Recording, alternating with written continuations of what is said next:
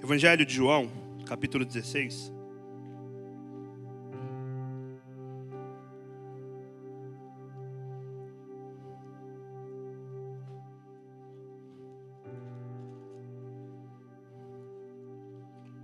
João 16, eu vou ler o versículo 33.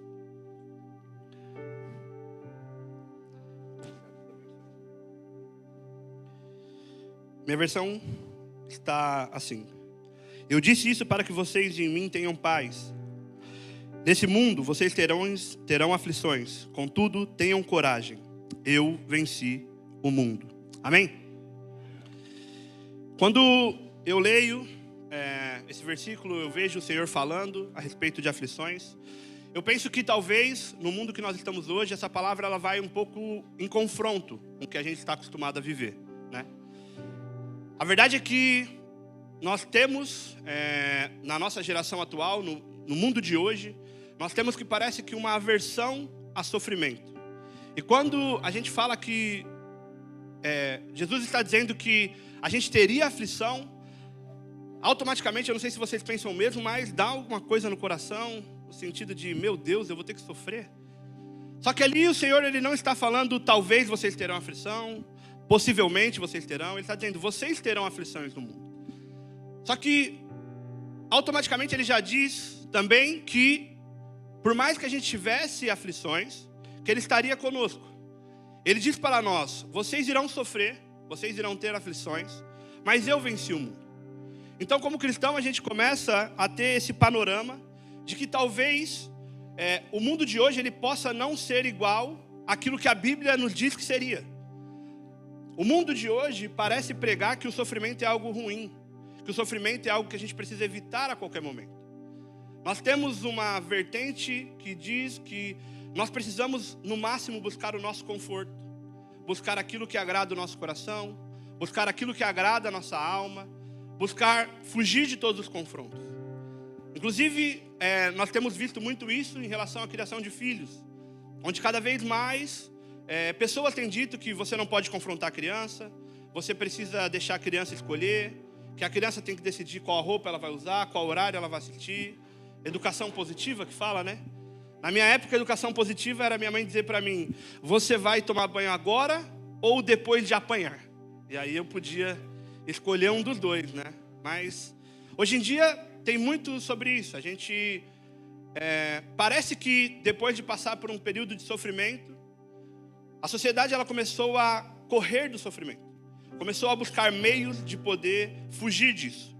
Só que isso, quando a gente lê a palavra, ele parece que não é bíblico. E eu vou hoje então criar esse raciocínio conosco, com a gente, né?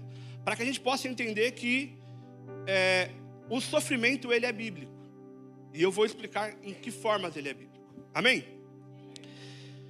A nossa sociedade ela tem fugido tanto do sofrimento que alguns pesquisadores eles têm um entendimento de que a gente tem vivido muitas doenças na mente, muitas doenças sentimentais, né? E eles têm chegado a uma conclusão de que ao invés de passar por um sofrimento, ao invés de passar por uma ruptura, nós estamos medicando as pessoas. E esse medicamento, ele é bom, ele ajuda, mas ele tem anestesiado as pessoas. Diversos estudos dizem que o sofrimento, ele vem para nos fazer passar de estágio.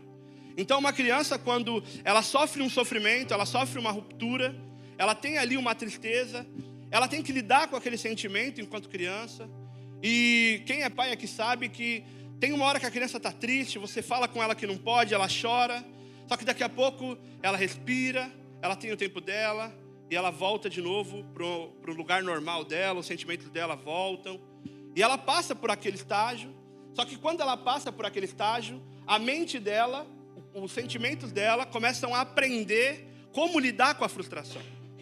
Então todas as vezes que a gente passa por algum tipo de sofrimento, algum tipo de frustração, a nossa mente e o nosso corpo, ele começa a se adaptar àquilo, para que a gente possa vencer, para que a gente possa ficar mais forte, para que a gente possa crescer de forma saudável. E então, qual é o problema de a gente fugir do sofrimento? é que a gente não aprende como lidar com as nossas próprias emoções, a gente não aprende a lidar com as situações, a gente acaba fazendo coisas paliativas. Só que o problema é que a gente sabe que o mundo ele não é fácil, sabe? A gente sabe que a gente não vive num conto de fadas. Então, a pessoa vai acumulando coisas que ela não consegue lidar no seu coração, coisas que ela não consegue lidar no seu sentimento. E aí chega a um momento onde ela está tão acumulada, ela está tão cheia dentro dela, que aí vem a depressão. Que é quando a pressão de dentro e a pressão de fora, elas já não estão mais sendo iguais. Porque a pessoa ela não conseguiu se aliviar sentimentalmente, ela não conseguiu aprender como ela poderia passar por aquele problema. E aí a gente começa a implodir dentro de nós mesmos. Então, aqui a gente precisa ter esse entendimento. Só que quando a gente fala sobre sofrimento, eu acredito que a primeira coisa que vem na mente de vocês é dor, talvez, coisas ruins. E realmente o sofrimento ele tem essa conotação de ser algo difícil. Porém, eu acredito que nem todo sofrimento ele é para algo ruim. Vou dar alguns exemplos. A gente tem exemplos de sofrimentos ruins. Por exemplo, quando você perde um ente querido, quando você é mandado embora do serviço, quando um amigo que você gosta briga com você, quando você briga com a sua esposa, quando você quer comprar uma roupa que está na promoção, você chega e não tem seu tamanho. Comigo acontece bastante. Essa risada não... Mas aquilo te dá um sofrimento, independente do nível que seja. A gente pode falar de sofrimentos maiores, sofrimentos menores, mas tem sofrimentos que são ruins, eu não estou negando isso aqui. Porém, a gente também tem sofrimentos que eles são bons. Sofrimentos que vêm para que a gente possa ter algo de bom. Por exemplo, a gente lida com adolescente, então a gente vê os adolescentes ali se empenhando para uma prova, a gente vê eles estudando, e qual é a nossa alegria? Quando eles passam no coco que eles queriam, a gente vê que todo aquele sofrimento, todo aquele lugar que eles tiveram para poder fazer, todo o trabalho, eles foram recompensados por aquilo. Então aquele sofrimento, por mais que fosse difícil estudar, por mais que fosse difícil dizer não às festas com os amigos, às saídas no parque, a gente vê que aquilo, ele trouxe algo de bom. Um outro sofrimento que é bom, que a gente pode perceber, é, por exemplo, quando as mulheres vão dar à luz, né? Eu tenho 3 filhos, graças a Deus, Deus permitiu que eu estivesse com a Carol nas 3 gestações, acompanhando, nos 3 partos, e eu vi o quanto ela sofreu. Teve o parto do Noah, que foi o meu segundo filho, ela tinha passado tanto tempo em trabalho de parto, ela tinha sofrido tanto, que na última hora, estava eu, a Thalita estava lá como tradutora, a gente estava desesperado, só orando, Deus faz isso passar logo, né? Ela quase me assassinou 2 vezes, ela vai brigar comigo por eu falar isso aqui, mas ela ficou irritada, na última ela falou, eu não quero te ouvir, fica quieto, está falando muito. E eu só estava, amor, respira, vai dar tudo certo, vai dar tudo certo. Mas aquele sofrimento nos trouxe os nossos 3 maiores presentes, os nossos filhos. E a gente percebe, e eu lembro que na primeira vez que a Carol, ela deu à luz, a Alice, lá no Brasil, ela falou, eu nunca mais vou ter filho. Eu não quero essa dor para mim, nunca mais. E aí a enfermeira falou para ela, quantos filhos você tem? Ela falou 1. Aí ela falou, vai sim, confia que você vai. E aqui estamos nós, com mais 2 filhos depois, 2 gestações. E ela quer mais, se deixar. Por quê? Porque ela entendeu que aquele sofrimento trouxe algo bom.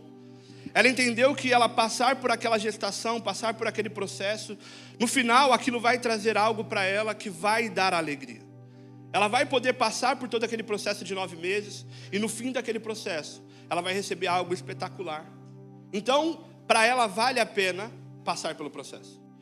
E pior do que talvez o estudo, que é algo que a gente precisa, é algo que ela quer, é algo que ela deseja, é algo que ela escolhe passar. Óbvio que tem gestações que não são escolhidas, mas as mães escolhem dar à luz, elas querem aquilo. Então a gente entende que existem sofrimentos que nós escolhemos e que também ele nos faz bem. A questão é que sofrer para nós, seres humanos, faz parte do nosso amadurecimento. E a gente precisa entender que Deus, ele nos criou assim. A gente precisa entender que quando Jesus ele fala, eu venci o mundo, ele está querendo nos dizer algo. Ele está querendo dizer para nós que vocês precisarão passar por esse sofrimento, mas eu estarei com vocês. E eu acho que essa é a diferença do que o mundo hoje tem pregado.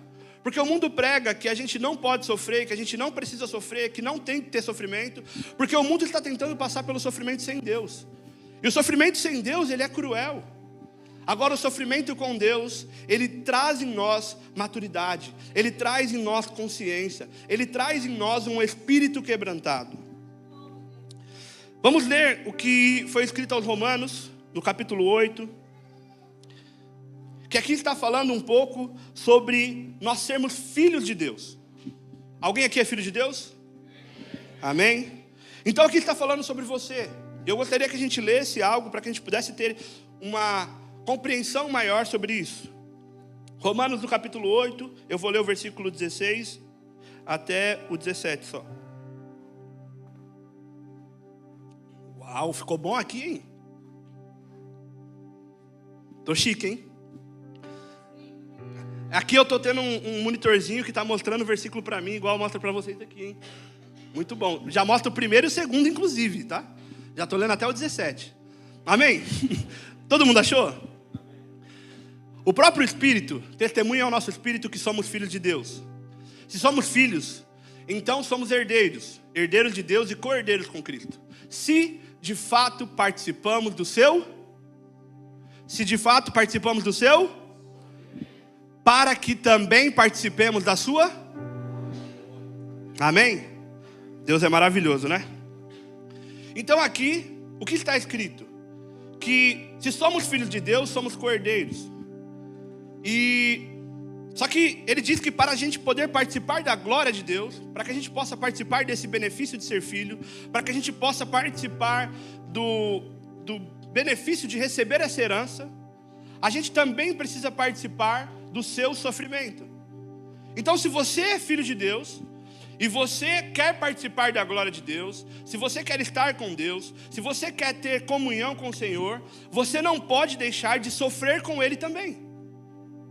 Eu acho que esse é o grande problema que nós temos. Porque nós viemos para a igreja, a gente vem para cá, e aqui é um clima bom, um clima familiar, todo mundo gosta. Só que a gente chega aqui e a gente quer ter todos os benefícios e não quer ter nenhuma coisa que a gente precise dar para Deus. A gente quer vir aqui ser bem recebido, a gente quer as bênçãos de Deus, a gente acredita naquilo que Ele pode fazer, a gente acredita que o Senhor Ele pode nos dar coisas boas, que a gente pode ser abençoado. Só que quando a gente precisa sofrer com o Senhor, a gente fala, opa, isso aí não. Se eu estou sofrendo não é de Deus. Se eu estou sofrendo é alguma outra coisa. Só que ao analisar a palavra, a gente vê que é realmente o contrário. A gente vê que por muitas vezes a gente precisa sofrer para que aquele caráter seja construído em nós e nós sejamos aprovados. Você quer um exemplo bíblico de que a bênção ela não quer dizer que você não sofrerá? A gente tem na palavra Jó, que era alguém muito abençoado. A palavra diz que Jó era um homem íntegro, um homem reto, um homem justo. E Jó, ele tinha tudo ali, quando a gente vai ler o livro de Jó, ele tinha tudo. Ele tinha uma boa família, ele tinha filhos. Ele era alguém que, antes dos filhos pecar, ele já ia lá e ofertava pelos filhos. Ele tinha uma boa moral na cidade, ele tinha uma boa moral com seus amigos. Ele era alguém que estava sendo abençoado. Só que a gente vê ali que o Senhor então decide deixar que o inferno, deixar que o diabo faça-o sofrer. E se eu tenho uma coisa para dizer para você, é que até o diabo é o diabo de Deus. Por quê? Porque o diabo ele não pode sair fazendo nada na sua vida, como se Deus não tivesse poder suficiente para fazer algo ao contrário. Até a aprovação de Jó, foi Deus que liberou para que ele pudesse fazer. Então, ou você dá permissão, ou Deus ele dá essa permissão. Só que Deus ele não perdeu o controle das coisas. Até quando Jó estava ali sendo afligido pelo diabo, foi Deus que tinha liberado. Foi Deus que permitiu. Deus ele não perdeu o controle da situação no seu sofrimento.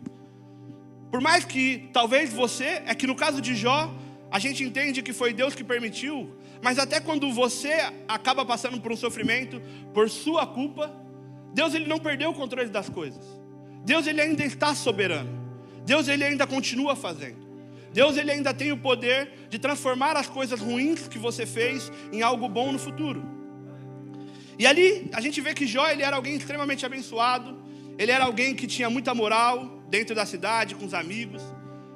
Só que a gente percebe que depois que ele passa por todo aquele sofrimento, depois que ele perde os filhos, dinheiro, ele perde a sua saúde, a mulher se volta contra ele. Acho que a única coisa que o diabo não tirou dele foi a mulher. Porque quando ele viu que a mulher estava falando, abandona Deus e morre, ele falou, essa eu não vou tirar não. Vou deixar, está me ajudando. Então, por isso, varoas, vigiem. Mas ele tirou tudo de Jó. Só que a gente vê que depois, quando Jó, ele cai em si, e o Senhor confronta Jó, e ele vê o Senhor, quando ele realmente tem um encontro com o Senhor, ele mesmo percebe e diz, eu te conhecia de te ouvir falar, mas ele diz, hoje os meus olhos te veem. Então Jó, ele estava sendo extremamente abençoado, ele estava sendo justo, íntegro, as leis do Senhor, mas o sofrimento fez ele ter algo diferente. O sofrimento fez ele evoluir a sua relação com Deus. O sofrimento fez ele poder orar pelos seus amigos no momento de dificuldade. O sofrimento levou Jó a um lugar de mais intimidade com Deus. E aí a palavra diz o quê? Que ele foi 2 vezes mais abençoado do que ele já era antes. E esse é o problema para nós. É que a gente acha que a única coisa que nós podemos ter é a bênção. A gente acha que a bênção é a única coisa que a gente vem aqui buscar. A gente acha que estar na igreja é ter uma vida feliz o tempo inteiro. É ter uma vida onde tudo vai bem. Parece que a gente acha que a Bíblia é um trevo de 4 folhas que a gente põe no bolso e nada de ruim pode acontecer com a gente. Só que a gente percebe aqui que quando Deus ele deixa Jó passar pelo sofrimento, ele não está muito interessado nas bênçãos de Jó. O Senhor ele é poderoso para te abençoar. Se Deus te tirou algo, Ele pode te dar 2, 3, 4, 5 vezes mais. Deus, o que Deus não pode fazer por nós? Então a gente percebe que o problema não era a bênção. A gente vê aqui na vida de Jó, que o problema era que ele era alguém extremamente abençoado, mas ele poderia ter muito mais de Deus. E a partir do momento que ele foi afligido, aí sim, ele pôde ser maduro o suficiente para poder entender que ele precisava ver o Senhor. E é isso que a gente precisa entender. O sofrimento, ele precisa trazer em nós essa condição de renovar o nosso entendimento, renovar a nossa mente, renovar o nosso espírito. Em Romanos, no capítulo 5, versículo 3, não precisa abrir, está dito assim: não só isso, mas também nos gloriamos nas tribulações, porque sabemos que a tribulação produz perseverança, a perseverança um caráter aprovado, e o caráter aprovado a esperança. Aqui está dizendo que as tribulações elas estão trazendo para nós um caráter aprovado. Em Deuteronômio, no capítulo 8, não precisa abrir, o Senhor está falando para eles: foi eu que te fiz passar no deserto, eu que humilhei vocês, eu que coloquei o coração de vocês à prova, para ver o que vocês fariam. E aí a pergunta é: será que Deus ele não conhecia o coração deles? Será que Deus não sabia o que teria lá dentro?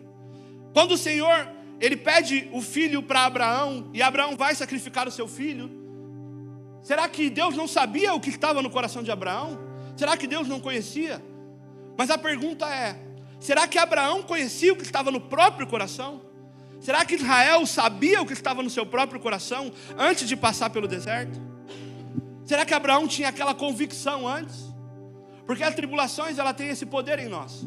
Porque quando a gente passa por um momento difícil, se a gente não se rende ao problema, se aquele problema ele é usado por Deus para que aquilo crie em nós um caráter aprovado, é o momento que você passa por ele, olha para trás e fala: Senhor, eu não sabia como eu poderia passar por isso, eu não fazia ideia de que eu era capaz, mas o Senhor me trouxe até aqui. A tribulação ela tem esse poder de mostrar qual é o nosso caráter em Deus. E se nós passamos por ela com Deus, no final nós temos o nosso caráter aprovado. No final nós conhecemos mais sobre onde está o nosso coração. O apóstolo Luiz Hermínio ele diz que a aprovação ela tem o poder de ou nos deixar maduros ou nos deixar mais duros. Então para nós, eu acredito que aqui quando está dizendo que a tribulação ela pode trazer em nós o caráter aprovável, ela também pode trazer em nós o caráter reprovável. A tribulação também pode mostrar que nós estamos com caráter reprovado diante do Senhor. Quem aqui, eu tenho muito tempo em que os meus pais são da igreja, e você também deve conhecer alguém assim, que era uma bênção, que Deus dava tudo, que tudo parecia bem, a vida do cara parecia até um filme. Parecia que nós éramos os coadjuvantes da vida dele. Parece que, sabe, no filme que o mocinho tudo dá certo e os coadjuvantes só vão ali na áurea dele. Só que quando aquela pessoa ela passa por uma provação, você vê que ela cai de uma maneira que você nem acredita. Porque a provação ela também tem esse poder de mostrar aonde estava o nosso coração. Será que o nosso coração estava no Senhor? Será que o coração estava na sua palavra?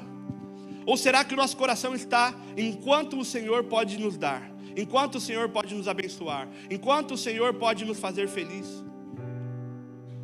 A aprovação ela tem esse poder de mostrar para nós onde que está o nosso coração.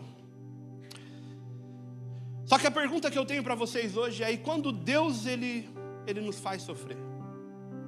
E quando o nosso sofrimento é por algum motivo que a gente não entende? E quando coisas ruins acontecem na nossa vida e a gente não consegue compreender, mas o Senhor então, Ele nos leva para um lugar diferente. Eu estava estudando, avaliando a vida de José. E José, ele é um personagem bíblico, é uma pessoa bíblica. Ele tem um problema teológico. Se você for analisar todos os personagens da Bíblia, a Bíblia não esconde defeitos de ninguém. Porque a Bíblia ela não é um livro que ela está interessada em aclamar pessoas. A Bíblia está interessada em mostrar quão grande é o nosso Deus. Então a Bíblia, ela, diferente dos outros livros de história, diferente de outras culturas, a Bíblia ela não esconde os defeitos dos seus personagens. A Bíblia não esconde os defeitos de Davi, não esconde os defeitos dos reis. A Bíblia é clara em mostrar a misericórdia de Deus. Só que quando a gente vai ali, ler sobre a história de José, parece que José não tem defeito. Não sei se vocês já leram, mas a gente cai na questão de achar que José, ele é alguém que não errou, José é alguém que nós deveríamos seguir. Só que tem uma questão na vida de José. A palavra vai dizer que José é muito novo, aos 17 anos ele tem um sonho. Sonho esse que ao decorrer da história a gente percebe que foi dado por Deus, cumprido por Deus. Logo depois José ele é vendido por inveja dos seus irmãos. E ele cai na casa de Potifar. Depois da casa de Potifar, ele é acusado de adultério sem ter feito. E ele é levado à prisão. Até que ele chegue ao ponto de ser o governador do Egito. A gente conhece essa história. Só que o detalhe que tem na história, que talvez a gente possa ter passado despercebido, é que a palavra não diz que José ele era incrível, que ele era maravilhoso, José era o cara. O que a palavra diz é que o Senhor estava com José. A palavra vai dizer que José ele vai para a casa de Potifar e o Senhor estava com ele. Fala que José caiu na cadeia e o Senhor estava com ele. Por conta de José, o Senhor estava abençoando a cadeia. Depois ele vai para o governo e o Senhor estava com ele. A história de José é uma história de alguém que passou por muitos sofrimentos, mas de que em nenhum momento o Senhor o abandonou. A palavra vai dizer que quando a mulher de Potifar ela tenta agarrar José, ele fala: por que eu cometeria tal pecado contra o meu Senhor? José ele estava preocupado com a relação dele com Deus. Mesmo sofrendo, mesmo passando por dificuldades. Aqui a gente não vê a história de alguém perfeito. A gente vê a história de alguém que entendeu que é o Senhor que faz. Entendeu que independente do ambiente que você está, independente do sofrimento que você se encontra, independente se é difícil ou fácil, é o Senhor que deve te sustentar. O sofrimento ele não pode nos tirar de Deus. O sofrimento, pelo contrário, ele tem que nos fazer a chegar mais próximo de Deus. E assim como eu falei, o sofrimento ele traz em nós um caráter aprovado. E eu gostaria de ler com vocês Gênesis. Eu vou ler Gênesis 40, depois eu vou ler Gênesis 50. Porque, lendo, eu percebi algo a respeito de José. E eu gostaria que a gente pudesse ter esse entendimento hoje. Gênesis capítulo 40, versículo 14.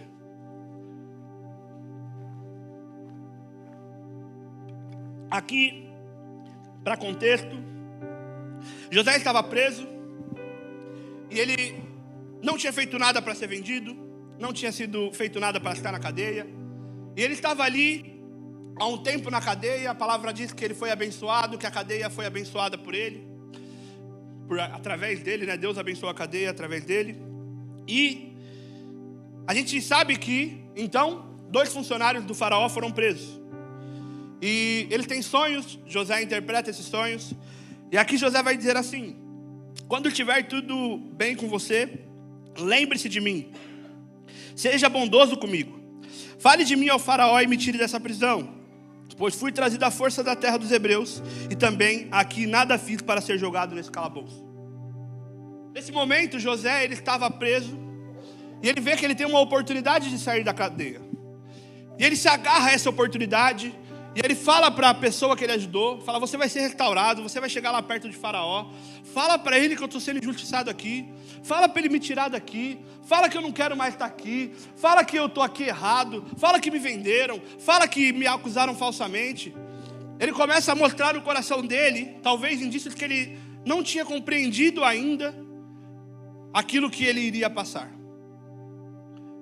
Só que quando a gente vai ao capítulo 50, no versículo 20, Gênesis 50, 20, a gente vai perceber que José, então, ele vai para governador do Egito. A palavra vai dizer que ele foi esquecido por essa pessoa que ele clamou. Essa pessoa não lembrou dele para o faraó. Ele passa mais um tempo na cadeia. Depois o faraó tem um sonho. José, ele decifra esse sonho através do Senhor. Ele é colocado no posto de governador do Egito. Ele traz o seu pai e os seus irmãos de volta. E vai falar que o pai dele morreu. Vocês lembram? Ele tinha sido vendido pelos seus irmãos. E quando o seu pai morre, os seus irmãos começam a ficar com medo. Porque eles pensavam, a única coisa que segurava José de acabar com a nossa vida era que nosso pai estava vivo. Agora que o nosso pai morreu, o que vai impedir ele de se vingar do que a gente fez com ele? A gente vendeu ele, a gente jogou ele num poço, ele passou pela cadeia por nossa causa. Olha o tanto de sofrimento que a gente fez ele passar. Agora que não tem mais o que segure ele, ele com certeza vai nos matar. E eles começam a ficar com medo de José. Só que José chega para os irmãos dele e fala: vocês planejaram mal contra mim, mas Deus tornou esse mal em bem, para que hoje fosse preservada a vida de muitos. Por isso não tenham medo, eu sustentarei vocês e seus filhos. E assim os tranquilizou e lhes falou amavelmente. Eu tenho uma pergunta para você. Vocês acham que se José ele tivesse quebrado o processo dele na cadeia, e aquela pessoa que ele pediu ajuda tivesse tirado ele de lá, com aquele sentimento de injustiça, eu não fiz nada para estar aqui, eu fui vendido, eu não quero, você acha que essa pessoa tivesse sido colocada no governo e tendo poder com todo esse sentimento de injustiça, o que ele faria? Só que os processos levaram ele a entender. Quando ele passa mais um tempo na cadeia, o caráter dele é aprovado, o Senhor o coloca em um lugar de destaque. E quando ele encontra os irmãos dele, ele fala: vocês até tentaram fazer mal para mim, mas o Senhor transformou tudo o que vocês fizeram de mal em bem para mim. E não para mim, não como se fosse porque Deus vai transformar tudo para mim como se eu fosse o principal da história. Ele diz: o Senhor transformou isso para que muitos fossem conservados em vida. A questão que a gente precisa entender é que o sofrimento ele gera em nós um caráter aprovado. O caráter aprovado ele gera em nós a esperança. E essa esperança precisa ser usada para que pessoas possam ser salvas. Se você olhar para o seu tempo de conversão, olhar para o que era a sua vida antes, você vai perceber que você passou por muitas dificuldades até o dia de hoje. Você vai perceber que a caminhada com Cristo ela não foi fácil. Mas quando você consegue perceber isso, e você olha ao seu redor, você olha o que Deus fez, você olha de onde Deus te tirou, você olha o que Deus tem feito nos seus amigos, você olha o que Deus tem feito na igreja, você percebe que toda a dificuldade que você passou, ela serviu para que o Senhor fosse glorificado. Porque se a gente for olhar isso numa perspectiva de tempo, a gente vê aqui um personagem, José, a família dele, os irmãos dele. Só que aquilo que Deus fez através da vida dele, aquilo que Deus gerou ali, o lugar que Deus deu para eles no Egito, foi o berço aonde a nação de Israel cresceu. o lugar que foi seguro para eles, até o momento que o Senhor os tira do Egito e os leva para a terra prometida. Aquilo foi como se fosse um celeiro, aquilo foi como se fosse uma mãe, um útero protegido para que eles pudessem crescer. E a palavra vai dizer isso mais para frente, vai dizer que o Senhor abençoou as mulheres hebreias e elas tinham mais filhos do que os egípcios. Então a gente vê aqui que a escolha de uma pessoa em aceitar esse sofrimento com Cristo, entender que Deus ele precisa estar nesse processo. No final ele não só salvou muitas pessoas na época da fome, mas ela começou o berço do que seria a nação de Israel e o berço do que seria a nossa salvação de hoje. O caminho começou porque alguém estava totalmente submisso e entregue ao Senhor. Alguém que entendeu que o bom e o mal que o Senhor faz, ele é do Senhor.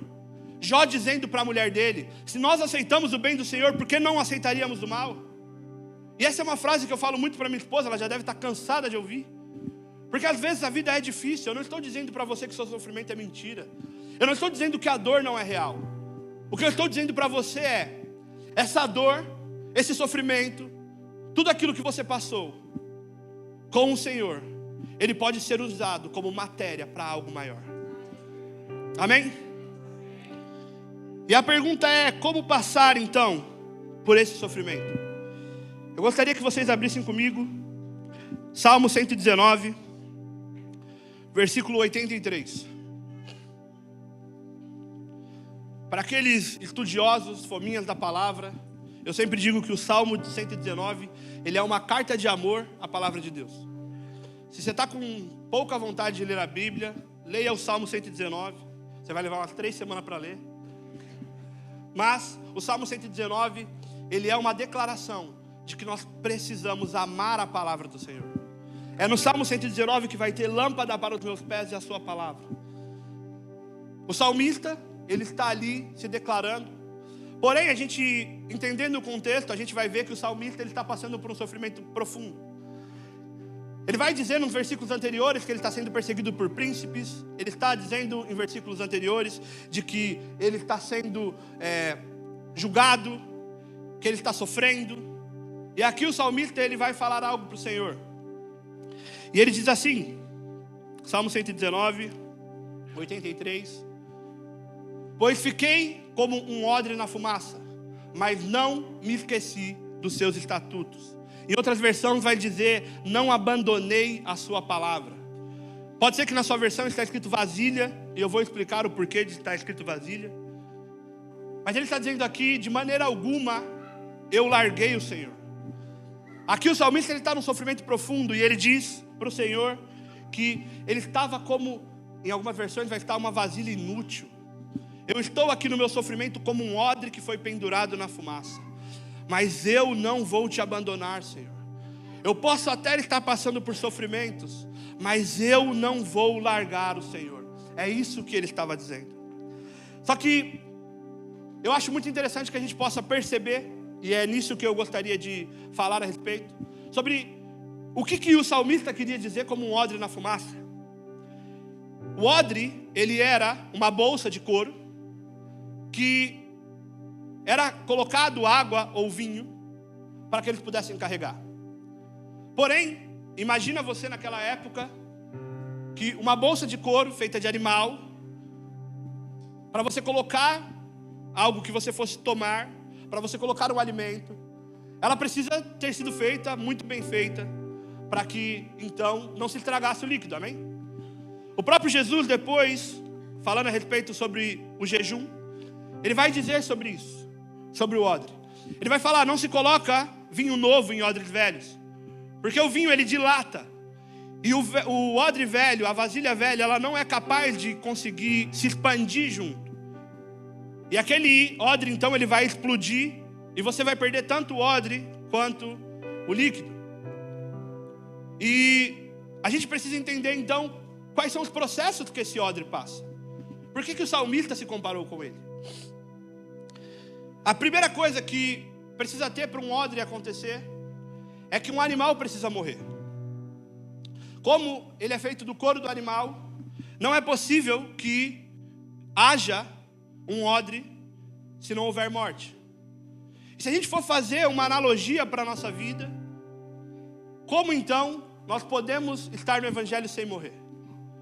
A verdade é que, para que a gente possa viver esse caminho com o Senhor, nós precisamos morrer.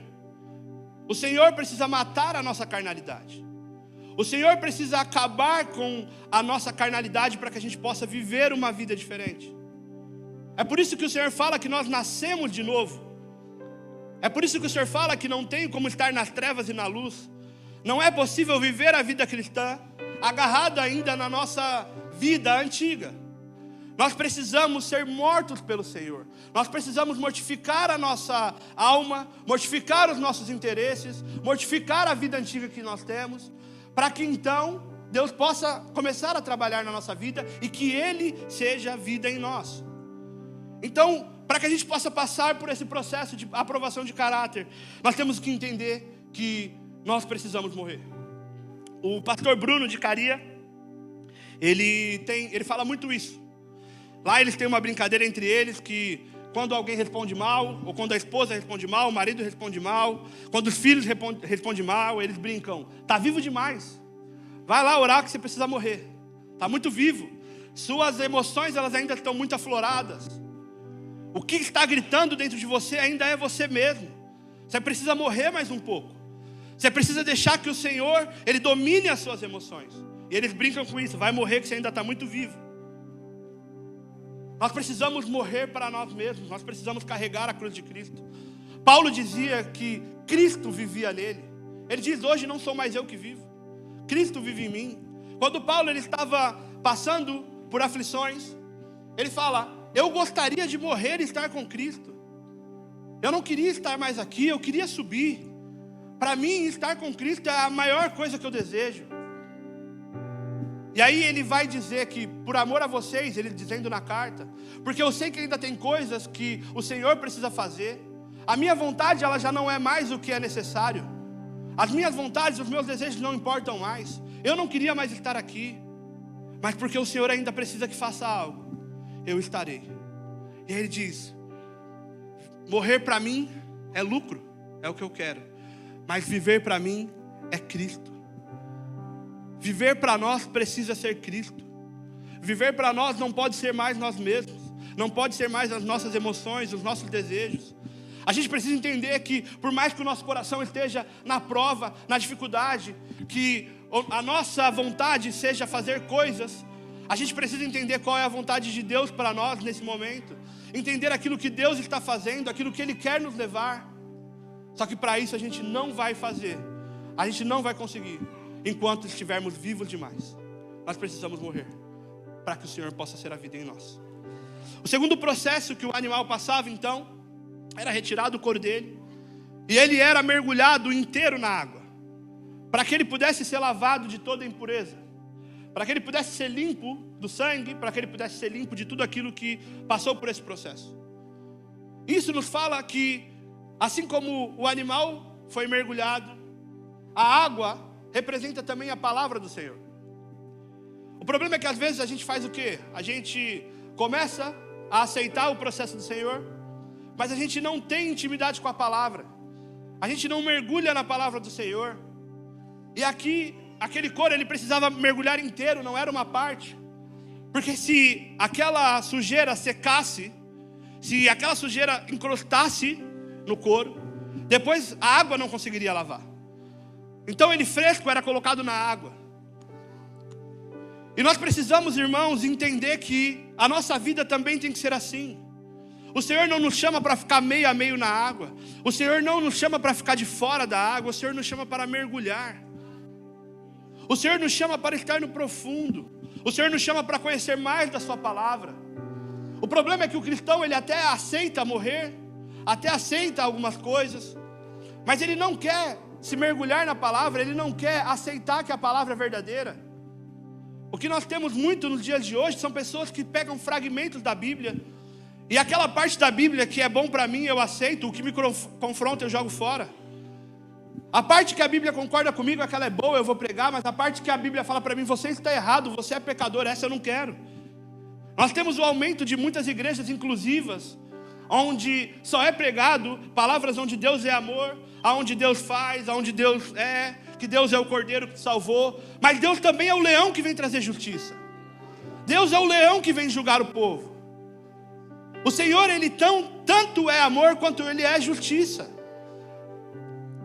Existe uma vertente que diz que o Deus do Velho Testamento é um Deus mau, duro, e que o Deus do Novo Testamento já é um novo Deus, simplesmente porque eles não conseguem aceitar, simplesmente porque eles leem o Velho Testamento, eles não conseguem aceitar, eles só querem o Deus do amor, o Deus da graça, o Deus que cura, o Deus que faz. Ele não quer o pai que corrige, ele não quer o pai que dá destino.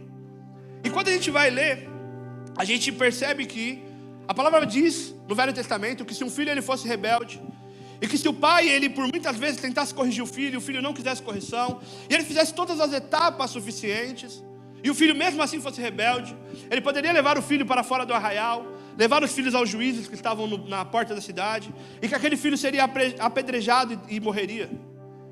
E aí, imagina a gente lendo isso. Que Deus é esse que deixa que um pai leve o filho para morrer apedrejado? Só que a questão é que quando a gente lê isso, a gente pode achar duros. Porém, enquanto aquele filho era apedrejado, ele morria ali e a lei estava sendo cumprida nele. Ali a lei foi cumprida. E ele poderia ser salvo. O problema é que nos dias de hoje a gente fala que a graça ela é totalmente paz e amor, coisas boas e tudo mais. E hoje a gente não tem isso. Só que o problema é que hoje a gente não corrige o nosso filho. O tempo passa, a graça vem, ele não se arrepende. E ao invés de levar ele na porta e a lei ser cumprida, ele morre e vai para o inferno. O problema é que hoje com a graça você acha que ela é melhor do que a lei, e ela é. Porém você acha que ela é mais, não melhor no sentido de ser melhorada, mas de ser mais branda, de ser mais boazinha, de você poder fazer qualquer coisa com o Senhor ou com a palavra que nada vai acontecer. Só que a diferença é que hoje, o que você vai receber dessa graça que foi te dada, é que você vai para o inferno. E agora, quando a gente analisa essa perspectiva de pais, você como pai, você como amigo, o que você iria preferir? Que seu amigo, seu filho fosse apedrejado e fosse para o céu? Ou que você deixasse ele numa vida tranquila e no final ele passasse a eternidade no inferno? Qual é que é realmente a graça? Qual é a melhor parte? O que está sendo bonzinho para nós? A questão é que nós temos brincado com a palavra do Senhor. Nós não temos entendido que a graça ela não é um livre passe para que a gente possa pecar. Ela não é um livre passe para que a gente possa fazer o que dá no nosso coração. A graça ela é nos dada. Ela é um benefício que a gente não merece. Porque o que nós merecemos é o inferno. E se a gente não entender isso, e a gente não se agarrar nisso, se a gente não entrar nessa graça do Senhor, a gente vai ter só o que nós merecemos. O Senhor seria justo se no dia do juízo Ele falasse para nós: vocês vão para o inferno. Mas Senhor, eu passei a vida inteira na igreja. Ele seria justo, porque é isso que nós merecemos. A igreja ela não serve para que a gente possa achar que nós somos melhores do que somos. Uma vida com Deus, a minha vida com Deus, por mais que eu ore, por mais que eu leia a palavra, por mais que eu faça qualquer coisa, isso não é o que vai me justificar. O que vai me justificar é o Senhor, com uma graça que eu não mereço. Não há nada que eu possa fazer para que eu mereça mais essa graça. Mas há algo que eu posso fazer para agradar o coração do Senhor. Existem coisas que você pode fazer para alcançar o coração do Senhor. O Senhor não faz diferença entre pessoas, mas o Senhor tem aqueles que são mais íntimos. E é esse o pulo do gato que eu acho que a gente não entendeu. Que às vezes você pensa que você tem que ler para ser mais santo, que você precisa orar para ser mais santo, você precisa jejuar para ser mais santo. Você não precisa dessas coisas para ser mais santo. Você precisa dessas coisas porque você encontrou algo que é incomparável com tudo na sua vida. E tudo aquilo que a gente faz, tudo aquilo que a gente responde, é uma forma desesperada humana nossa de poder dizer: Deus, eu não tenho o que te entregar, mas o que eu puder fazer é seu. Tudo que eu tenho é seu. Tudo que eu tenho é para poder te agradar. Você lembra quando vocês são casados, vocês lembram quando conheceram a esposa de vocês no namoro?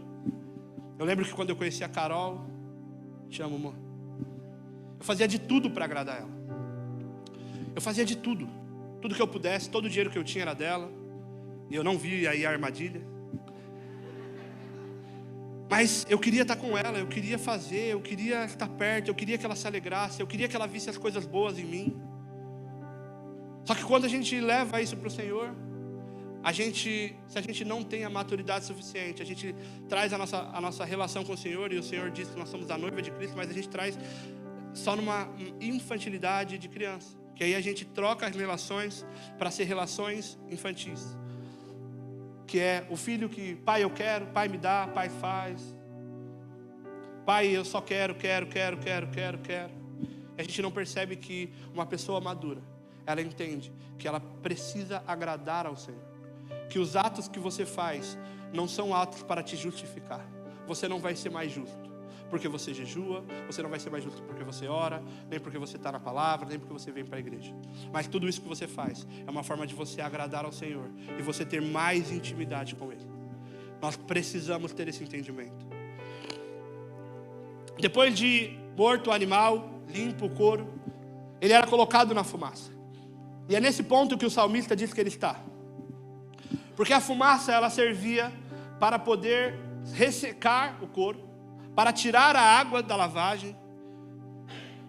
E vocês já viram alguma carne defumada? Acredito que todo mundo já viu. Uma carne defumada na fumaça, ela vai perdendo líquido, ela resseca. E o salmista, ele fala isso, ele fala, eu estou me sentindo, por isso que em algumas versões está escrito uma vasilha inútil. Porque ele diz, essa provação, aquilo que eu estou passando, o meu sofrimento, parece que ele está me secando por dentro. Parece que eu estou ali como algo inútil, como algo que não tem valor, porque, imagina, o couro era enorme, então ele começa a secar, ele começa a diminuir de tamanho, ele tinha líquido, ele começa a perder o líquido, ele começa a perder algumas características dele. E ele fala, eu estou nesse ambiente da fumaça me secando. Só que a gente sabe que, por muitas vezes, fumaça na Bíblia, ela também vai falar sobre a glória do Senhor, sobre o agir do Senhor. A palavra vai dizer que a glória do Senhor enchia todo o templo. E quando a gente entende que no momento de sofrimento nós precisamos estar nesse lugar, nós precisamos mergulhar na glória do Senhor. Quando nós percebemos que nós precisamos da palavra, quando nós percebemos que nós precisamos morrer para nós mesmos, e a gente deixa então entrar, porque ele fala que ele foi pendurado, e pendurado é alguém que não tem mais controle das suas ações. Ele já perdeu, imagina, quando eu era... vocês vão rir, mas quando eu era pequeno, imagina que alguém te suspendeu do chão. Vocês vão falar, como é possível? É possível. Se suspendeu do chão e você perde ali o controle das pernas, você não sabe o que você vai fazer. E ele está dizendo que ele foi pendurado, ele não tem mais o controle, mas ele está ali na fumaça. E a fumaça, ela servia para fazer algumas coisas. Mas duas importantes é que a fumaça, ela impedia de que os animais pousassem sobre o couro. Ela impedia que as moscas fossem lá e colocassem coisas para estragar o couro. E estar na glória do Senhor, para nós, é também estar num ambiente onde você está sofrendo, mas você não deixa que o inimigo consiga colocar coisas em você a ponto de estragar aquilo que o Senhor está fazendo. Entrar na glória do Senhor, entrar no ambiente. Quem estava aqui na semana passada viu como foi o mover de Deus. Estar naquele lugar é o lugar onde, por mais que tudo ao seu redor está acabando, você está sendo preservado pelo Senhor. A fumaça tinha esse poder de preservar e não estragar o couro. A questão é que às vezes a gente passa por dificuldades e a gente está se deteriorando nessas dificuldades. O nosso espírito, o nosso coração, ele está se quebrando. E o Senhor está falando, entra na minha fumaça, entra na minha presença. Vai para o secreto, vai para o esconderijo. Fica comigo. A palavra vai dizer no Salmo 91, aquele que habita no esconderijo do Altíssimo, a sombra do Onipotente descansará. O Senhor está falando, comigo é que você tem descanso. É comigo que você vai poder ter paz. É comigo que essas frustrações que você está passando, essas dificuldades, elas não vão entrar e estragar você. As dificuldades, elas podem te fazer sofrer, mas elas não têm o poder de te tirar da presença do Senhor. Elas podem te fazer chorar, mas elas não têm o poder para que você se acabe, desde que você entenda, assim como o salmista disse: contudo, eu não esqueci dos seus estatutos. Eu posso estar passando por um momento difícil, mas eu não esquecerei do Senhor. Eu posso estar passando por dificuldades, mas eu não abrirei mão do Senhor.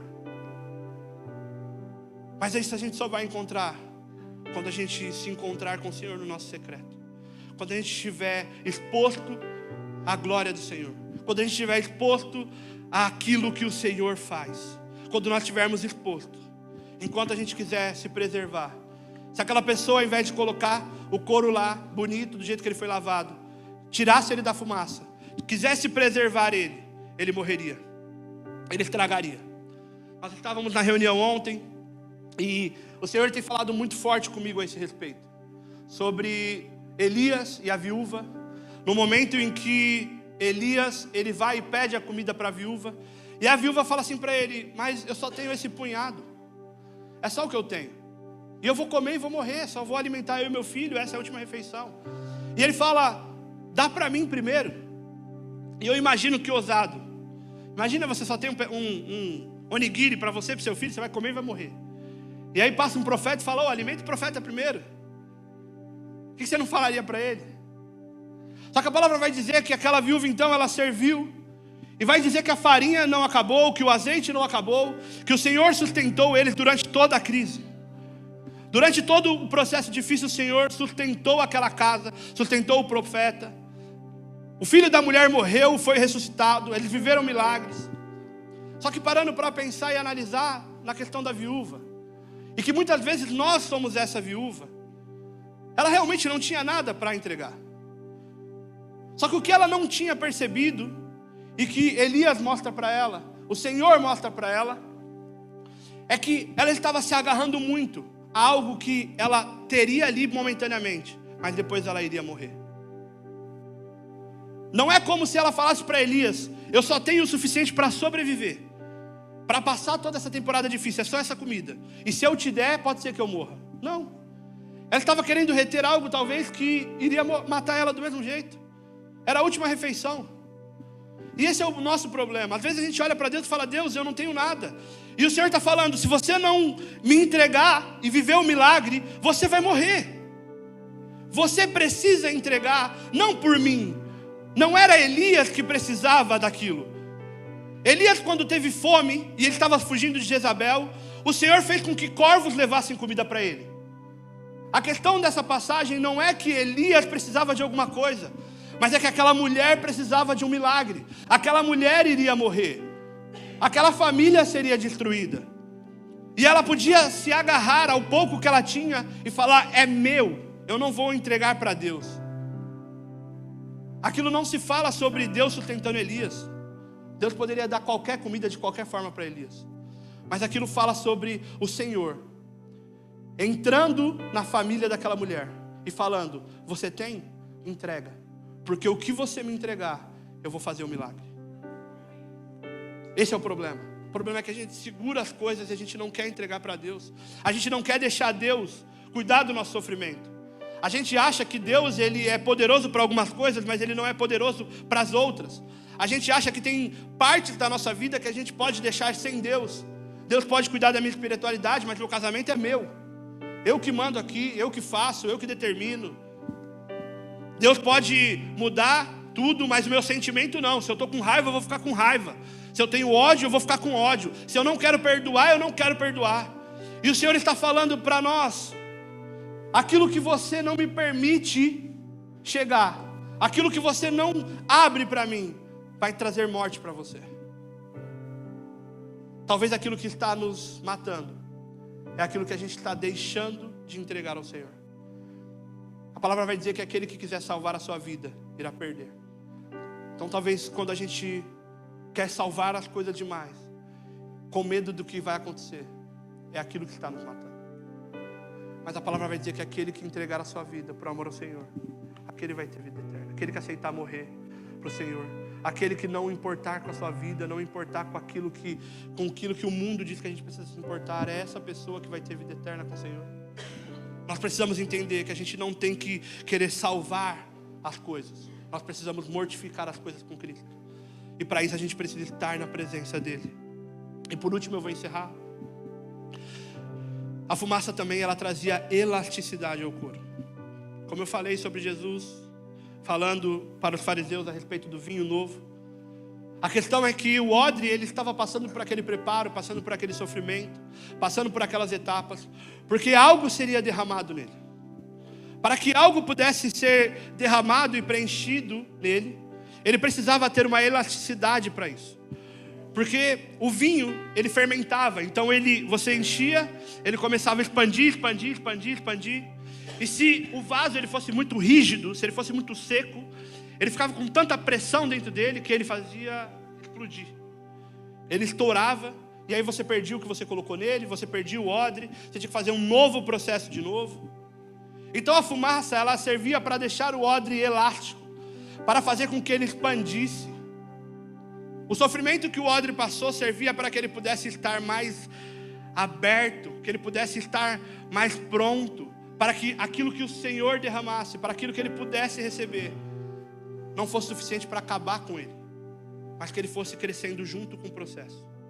O vinho fermentava junto com o odre, e eles iam crescendo junto, e eles não se explodiam. E essa é a questão.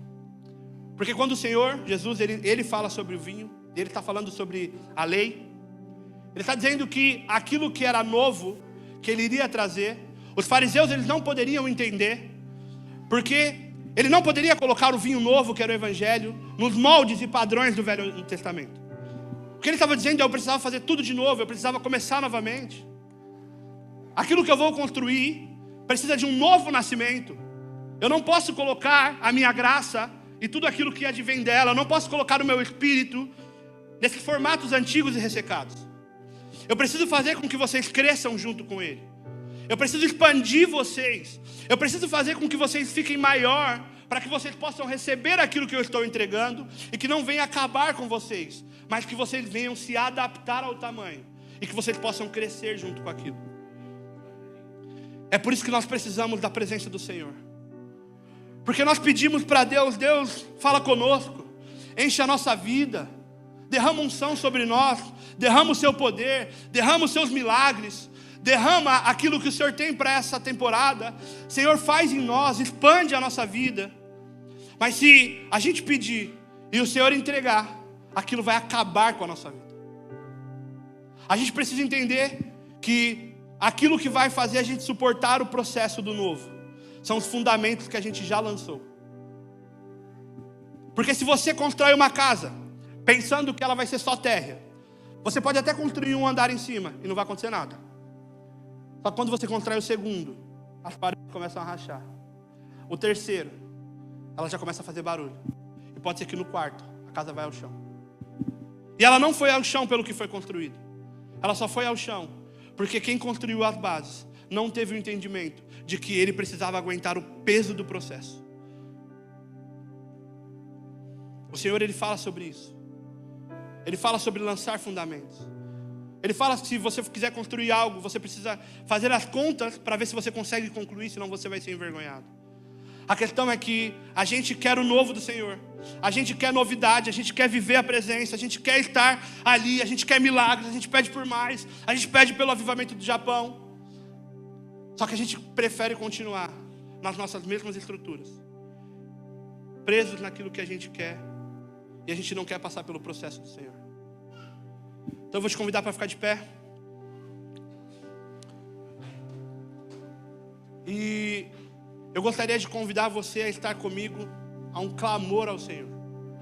Que a gente possa clamar a Deus, que a gente possa verdadeiramente abrir o nosso coração, que a gente possa rasgar ele por inteiro, que a gente possa fazer igual a viúva e entregar tudo que temos ao Senhor. Se você está com medo de morrer, que bom que o Senhor te mate hoje, mas que você possa viver uma vida com Ele. Que bom que você possa abrir o seu coração sem medo, e que a gente possa ser transformado, que a gente possa falar com o Senhor, que a gente possa clamar por esse ambiente de glória, que a gente possa desesperadamente abrir o nosso coração, que você possa entregar todas as frustrações ao Senhor, E que nós possamos entender que o sofrimento que a gente passa, que os processos que a gente tem passado, é para que a gente dilate, para que a gente fique maior, para que a gente fique com os nossos fundamentos mais concretizados em Cristo. Porque é neste momento, neste ambiente, que o Senhor pode vir e derramar o vinho novo, vir e derramar a unção nova, vir e fazer de novo. Nós precisamos estar na presença do Senhor, nós precisamos nos abrir, para que a gente possa entender e aceitar aquilo que o Senhor quer fazer conosco. Nós vamos estar adorando, vamos estar orando. Se você quiser vir aqui na frente, você tem a liberdade. Se você quiser vir aqui e falar para o Senhor: Senhor, eu estou quebrado, o meu coração está dilacerado, mas deixa eu entrar na sua presença. Me preserva na sua presença. Me preserva, Senhor, guarda o meu coração. Guarda o meu coração para aquilo que o Senhor quer fazer. Me prepara para o processo. Esse é o momento de a gente poder clamar ao Senhor e entrar nesse ambiente, aonde o Senhor vem e nos resgata, aonde o Senhor vem e Ele cura o nosso coração, aonde o Senhor vem e nos abraça. Se você está passando por uma dificuldade, não abandone o Senhor. Agora é a hora de a gente ser aprovado no nosso caráter. Agora é a hora que nós mostraremos que nós amamos o Senhor. Amar o Senhor na facilidade é fácil. É nesses momentos que nós precisamos rasgar o nosso coração. Então eu vou te convidar, vem aqui à frente. Vamos levantar um clamor ao Senhor. Venha e entregue tudo que você tem a Deus. Entregue para o Senhor aquilo que está no seu coração. Abra o seu coração ao Senhor. Deixe que a glória do Senhor, ela te limpe. Deixe que aquilo que o Senhor está colocando no seu coração seja curado e sarado.